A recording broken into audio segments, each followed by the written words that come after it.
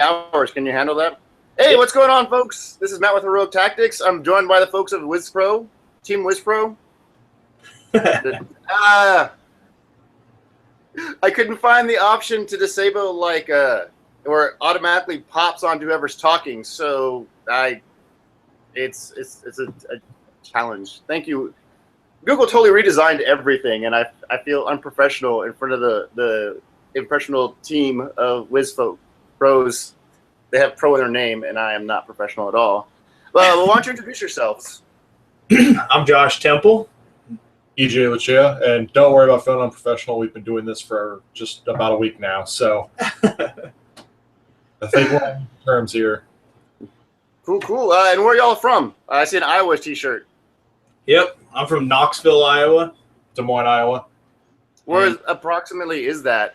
I'm not familiar with geography. If you know where Iowa is, look in the very center of the state. There you go. pretty much in the middle there.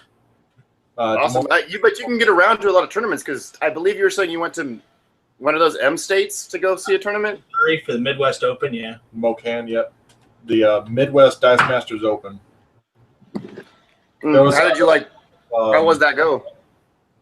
It was pretty good. Yes, talking over people. That was my biggest fear. So how did that tournament go? What was the turnout like and stuff like that? We had 38 people. I had a really good idea for a team, and me and EJ worked on it, and he ended up running the team, and I already had a team that I already had planned out for the entire day. And basically, for the most part, I didn't know what was going to go into the team. I pretty much made the team 10 minutes or about 15 minutes before we actually left for the tournament. So it was kind of on the spot, build the team. Okay, we're ready to go.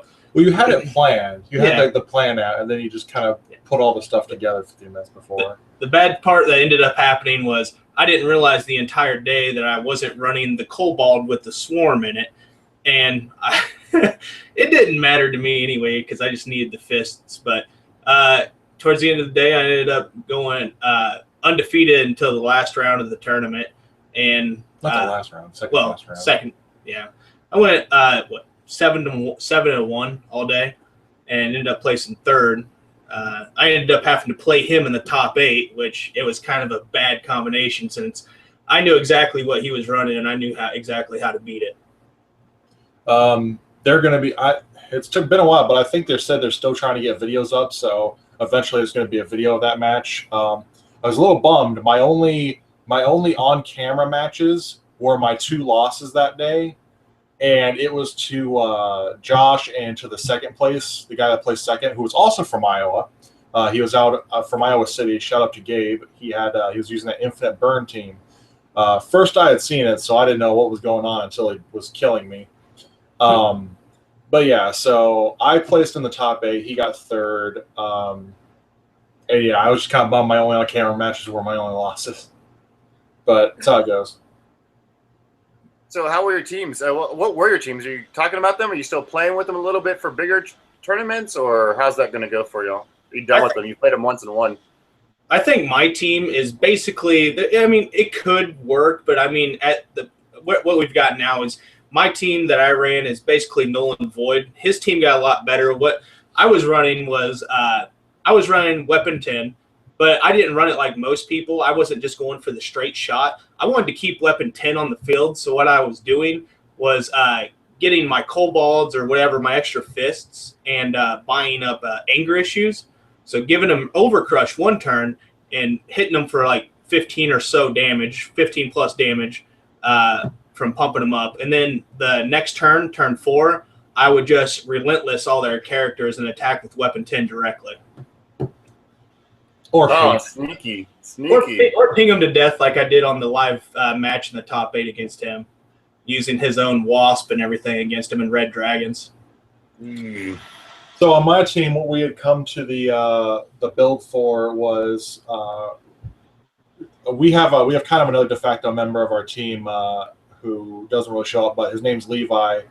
Josh met him through work, and they were talking at work one day about some combos, and he wanted to run a villains team using Sinister and Jocasta. And Josh started thinking about it, and he came up with Cyclops Field Leader to add in the mix, which his ability is whenever a Bolt character will do damage, it does an additional point of damage. Now, at the time, we were thinking that would buff up the damage from Sinister, and then when you hit Jocasta with the Sinister Global and hit your opponent, then Jocasta's dealing the damage too because of her ruling. So that would add an additional point of damage, and they would take 5 for 2 bolts each time. And you could do it once on your turn and once on their turn. Now, at the tournament, it was ruled that Sinister's Global doesn't count as him dealing damage specifically, so it would only be 4, but it didn't really impact me that much. And I also ran Wasp was another addition, because while she's out, her global ping would get buffed. Yeah. So she'd deal 2 every time they activated. Wow. I didn't even think about Wasp, and I was looking at that Cyclops the other day, and I'm like, wow, I'm glad that you took it to a tournament, because I thought he was, I never heard anything people using him, so that's pretty awesome. You get if you got Jinzo out with it, Jinzo's not. But anyway, yeah, the Wasp, it'd do a 4 altogether. If you got Cyclops, Jinzo, and Wasp out, it'd be 4 every time they activate global. Every time they activate global, it'd take 4. Bit of overkill, but that's crazy. That's crazy. What was the competition like? I have yet to go to a major tournament of Dice Masters. I really think that the Midwest actually probably has one of the biggest turnouts for tournaments. I mean, this wasn't a WizKids official event. This was just, hey, we want to get together and have this tournament and see what happens. We had 38 people show up, and how many people just showed up to the regionals? It wasn't that SLC. Many. What? Yeah, the SLC. Sure. I think it was like 46, something like that. I don't know. I know Gen Con had only like 6. Yeah, but then again, they weren't really hyping up any big tournaments either. Yeah, so I'm really hoping that the WizKids brings a regional to the Midwest, because we can actually show them that we're probably their biggest play group. I mean, there were people from Ohio saying that if the incentive was a little better, they can make the drive down too. Which that's a whole other topic. Originally, the guy that was setting it up, he had these really cool alternate art cards that he was going to give out, and they were really awesome. Like you had Fing Fang Foom for Blue Eyes and all that stuff, and they were coming out with like an Invisible Woman, Jubilee, some mutant characters that, due to the whole thing that WizKids probably isn't allowed to come out with. But what happened was apparently Marvel, because of all the publicity this got, what I'm guessing, just going off of just what I imagine happened, was Marvel started cracking down on people doing stuff like that.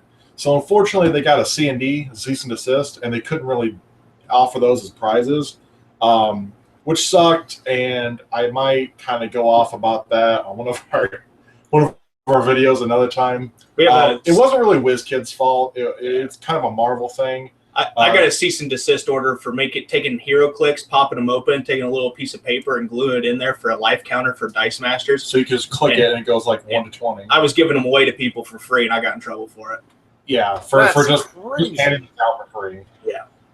And they also did that. They had 4 Medusas and 4 Impulses, and they spray painted the bases gold for top 8 like extra prizes. The prizes they did give out were pretty cool, though. We'll try to. There's some pictures up floating around too. They had 1st through 3rd got a trophy.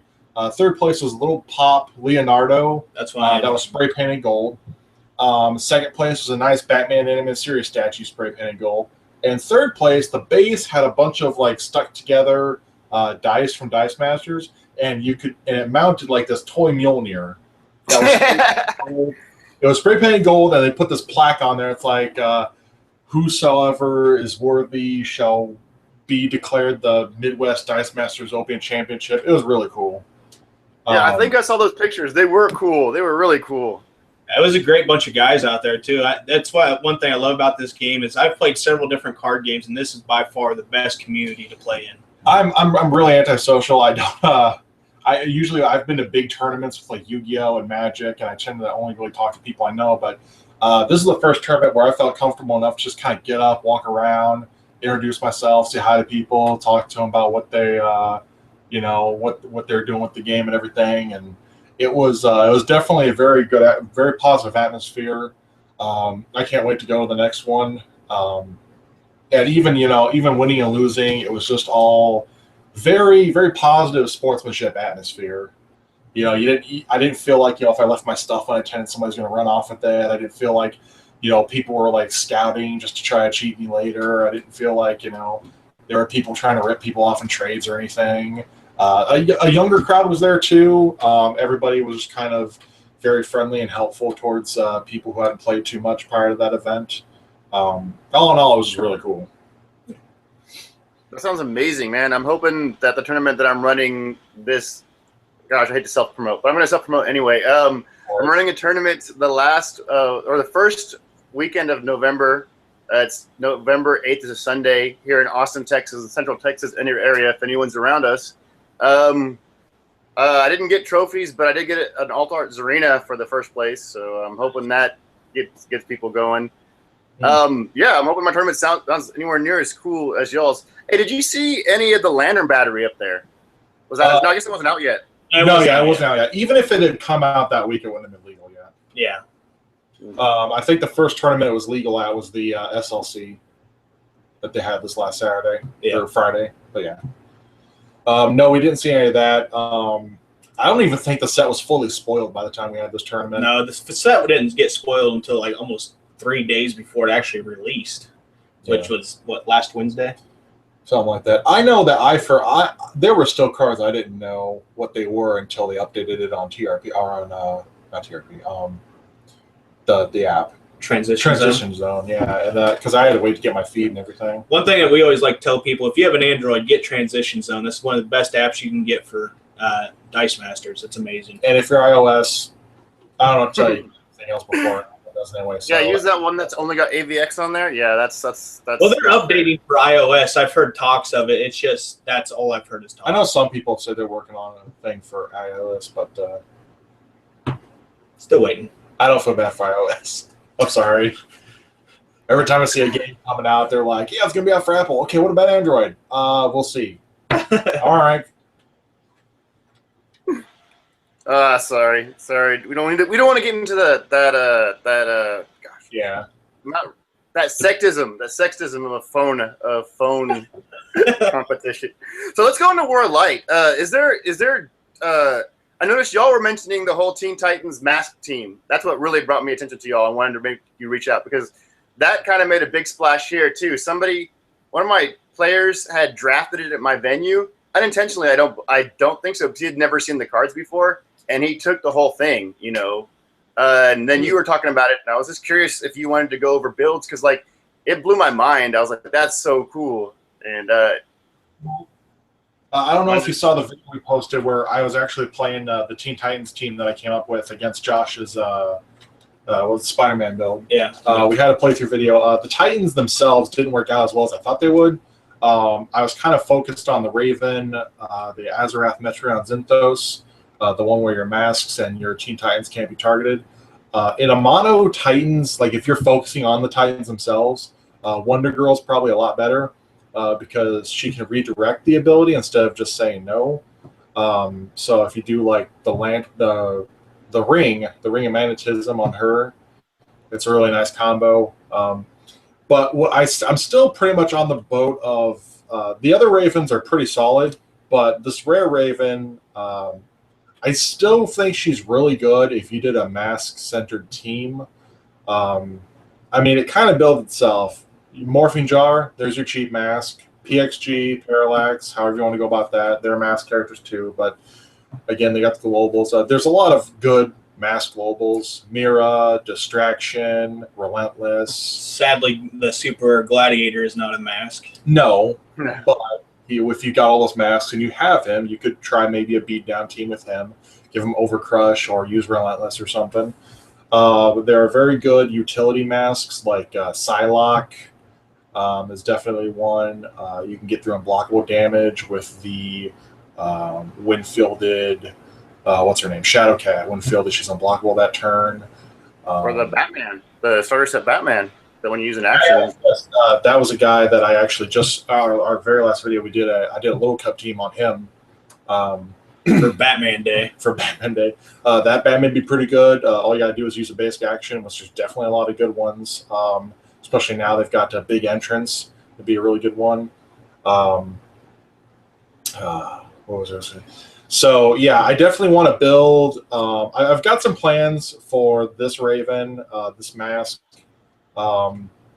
Halloween is coming up, October, everything like that. So I'm definitely gonna be focusing on masks and spooky characters and all that kind of stuff because I love that kind of theme. I love scary stuff. We're both, horror movie fans and all of that. So, I listen to a lot of creepypasta. So I'm definitely gonna be working on some Halloween themed teams. Masks seem like the go-to energy for something like that because it's all about costumes and everything. So definitely gonna be working on some teams involving that. Hopefully, at least one of them turns out to be pretty good. Awesome. Yeah, I was kind of going like Teen Titans centric as well, but I running that rare Coriander and then just like sending her after.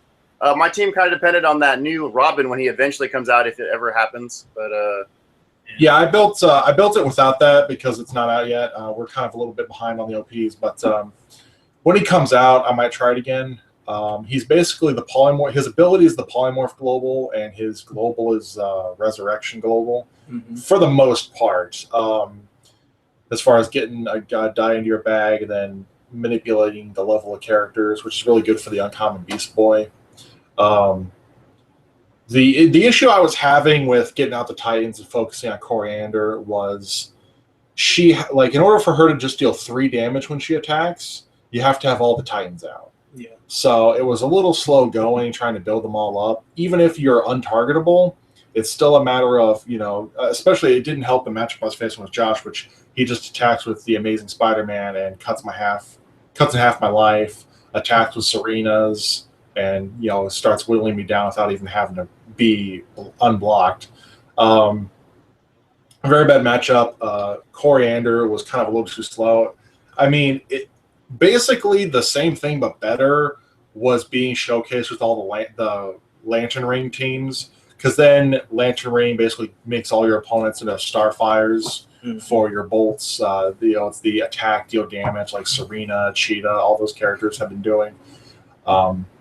So definitely the Lantern Ring, the rare Lantern Ring is a very much a faster option for something like that. You just focus on the energy type and you bring out the cheat characters to attack with.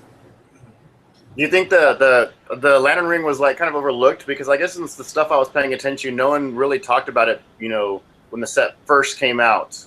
I think when it first came out, it was overlooked a little bit, but I don't think it took very long because that's one thing that I mentioned on my videos, that being part and trying to stay up to date and get things out there before other websites get it out there. I found out it's very hard to keep up with that because I thought I came up with the ring idea and I was going to get it out there first, but I was a little too late on getting that out there. But it wasn't very hidden. Everybody else was able to see it pretty quickly. I mean, I was kind of disappointed in the Salt Lake City tournament where they ruled that, well, they didn't. I guess it's according to TRP that Zombie Magneto can stop your 3-cost or lower bolt characters because it was ruled that the ring actually gives the characters abilities. So if your characters are 3-cost or lower, getting a Zombie Magneto just shuts down the ring team. Until, of course, that's until WizKids officially confirms it on. But so right now, I guess you're going off of your local judges, what they say works. That's crazy. It gives me hope because I haven't seen Zombie Magneto show up and do anything in the tournaments that I've been following. So, and as a fan of Magneto, I wish he would show up more. So it was actually the one zombie I bought when I first saw the Marvel zombies because I couldn't. I traded Captain Universe for my Magneto. Really? Oh yeah. Wow! Here, take my garbage super rare that nobody wants. Oh, they wanted it and they were happy with it. So. Really? They had. I hope I didn't insult your friend that traded, but man, that seems like quite a great deal there, sir. They had an extra Zombie Magneto, and they were just trying to complete their super rare set. Yeah. Oh, okay, yeah. Finishing is slightly different. I ran into somebody who had a Zombie Magneto, and they wanted my my Red Skull zombie. So I was like, all right, I'll do it. I'll throw in some extra rares for you. But Zombie Magneto at first, he definitely didn't make too much of a splash because he's a 6-cost. When you think of 6 costs that show up on teams, you think of Hulk, you think of Jinzo, and do you want to run it over one of those? And Usually not too much. The thing with Zombie Magneto is I think now he's going to start to shine. He's very viable now, yeah. With Mira. Yeah, he can stop the Mira Global. So as I was saying in one of our videos, that if you want to do those big overcrush or one shot teams, you can use Magneto if you don't want to worry about Mira. Another thing, I think the guy that actually won at IndieMon, he was packing Magneto. That came in handy with how they ruled the Lantern Ring. Because if somebody was using like the shield agents or the Miriams or whatever to get that damage through, it wasn't going to work because the way the Lantern Ring they said worked was it affected the characters themselves. So like the Human Paladin Global actually would have, you could spend the shield to reduce the damage down to 1.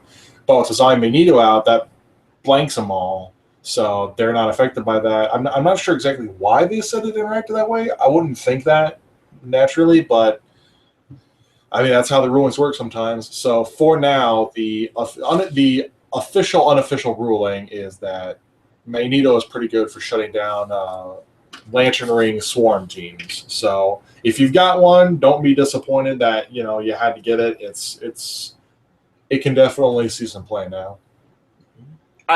Yeah, it didn't seem like that was intended to be ruled that way. We'll definitely have to wait for the results of that. Mm-hmm. The Lantern Battery. I went and bought that as soon as I didn't pull it in my case. What do you think about it? You think it's really going to change things up as much as people are talking about it, or you think it's just hype? I don't personally really like it too much, and I'm kind of curious how the ruling's going to work with it too. Is if they're just going to have to pay 1 life to declare all the blockers they want. So I'm not really sure how they're going to rule that one, because there's certain other cards that you only have to pay 1. Like what's an example? Where you only have Captain Cold. What do you say? Captain Cold. Yeah. They only have to pay 1. So I'm thinking that's probably what they're going to end up doing, which is just going to make the battery just completely worthless. And Alex, there goes my $40. I mean, I don't even try to pretend to know what WizKids is going to do anymore, because I don't even think they know what they're really going to do. Well, Power Source seemed to be the big super rare. I mean, as far as the super rares in the set go, Coriander's kind of nice. Parallax, the ability is now what you're bringing it for. You want the global, and the common has it, which is good for Little Cup. The Lantern Battery, 4-cost mask, while active, your opponent must pay 1 life per character to block. The first thing I thought of, which I was proven this doesn't work, which saddened me greatly, but I was hoping that I could have out Lantern Battery and attack with the SpiderMan wall crawler that forces all of them to block him. So basically for every character they have, they're taking 1 damage when wall crawler attacks. Doesn't work that way because they can choose not to pay the life, and so they don't have to block the wall crawler. Was disappointed, but that's just how it works. I think one of the big reasons, neither Josh or I pulled the Lantern Battery. I think a big reason why Lantern Ring got so much hype and Lantern Battery didn't is definitely the price difference, the rarity difference. You can open. There were a lot of people saying they opened boxes and they saw the same super rares in each box, maybe 1 card difference. So Lantern Battery is not quite out there as much as something like a Lantern Ring is. So people are definitely going for what's available, what they have access to, what's cheaper. So Lantern Ring is probably the reason why that's big right now, whereas the battery still needs some time to shine as people who do have it work with it and play test it. Awesome. I guess we're talking about heights, but not worth a darn. The Black Lanterns. I kind of feel that the best is Superman, because the rest of them are kind of lackluster in terms of stuff. And even then, like, the best is like a qualified best of those 4. What did you feel about the Black Lanterns? I was actually very disappointed in them because, like EJ likes to say, they're a double-edged sword. They're just as bad for you as they are for your opponent. Plus, the only advantage is you keep you'll have your Lantern character to sit on, but I would really hate to run the Superman and Batman on the same team because, say, turn 1, you don't get those 4 energy. and your opponent does, they're already 6 ahead of you, or they're already 2 ahead of you on turn 1, which can really hurt you really bad. If I had to pick a Black Lantern to be the one I would choose, would be the Aquaman. And the reason is because on turn 3, if you were to get the Black Lantern Aquaman out, his ability is you can take a non-Black Lantern from the used pile. Well, you have to take a non-Black Lantern from the used pile and put it back onto its card. So if you were able to get it turn 3 and they just bought their big Hulk or something or some big character, you go to their turn and they have to put that character that they just bought back into their onto their card. And then when it comes back to you, whatever they just bought on their turn, you don't have to move something from your used pile. You can move something from their used piles too and put it back onto their card. So you can just keep making them put their stuff back on their card. And the only problem is you're going to have to keep stuff out of your used pile.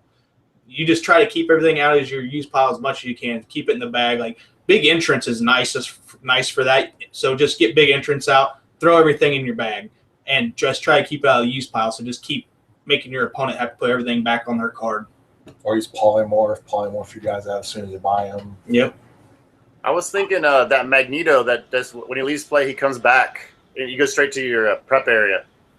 Oh, yeah. A Hellfire Club. Yeah. That's No, I think that's Will to Live. Oh, Will to Live. That's right. That's what it is. Will to Live. Yep. That's actually a pretty good, interesting combination there. I never really thought about that, I guess. That's might be onto something there. You might have to try that.